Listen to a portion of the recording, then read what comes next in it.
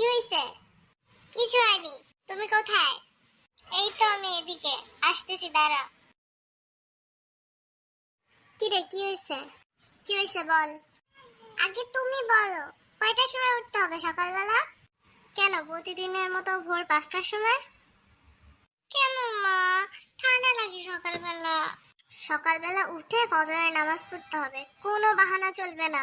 মাম্মা, তুমি না আমার ভালো মা, আমার না সকালবেলা একদমই উঠতে মন চায় না। ঢং যত সব। সকালবেলা উঠে ফোন দেখতে বলে তো ঠিকই উঠে দেখতিস। না, আমি দেখতাম না। শীতের দিন সকালবেলা 10টা 11টা পর্যন্ত ঘুমাবো, কত শান্তি। তারপরে উঠবো, তুমি আমাকে ভুনা খিচুড়ি আর কষা মাংস দিবা, আহ কি স্বাদ, কত শখ। উনাকে ভুনা খিচুড়ি খাওয়াবো, কষা মাংস খাওয়াবো, আইসে নাটক কম করো। এই শোন, সকালবেলা উঠবি, ফজরের নামাজ পড়বি, তারপর সব পড়া কমপ্লিট করবি, তারপরে আমার সাথে কিচেনে হেল্প করবি, বুঝতে পারছিস? না মা, ভালো লাগে না পড়তে, ভালো লাগে না সকালবেলা উঠতে। হ্যাঁ হ্যাঁ হ্যাঁ, এই তো শুরু হয়ে গেছে সব নাটক। মা, আমি নাটক করছি না।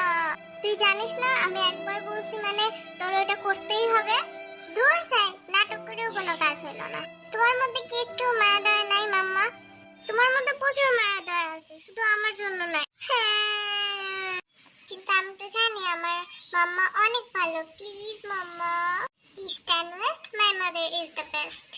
কোনো পাম্পটি দিয়ে কাজ হবে না, যা বলেছি তাই করবি, বুঝতে পারলি?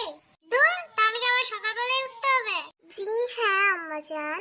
ঠিক আছে, তাহলে আমি ঘুমাতে যাচ্ছি, তুমি থাকো। তুই চাই, ভালো লাগে না, যা বলে তাই করতে হয় আমার।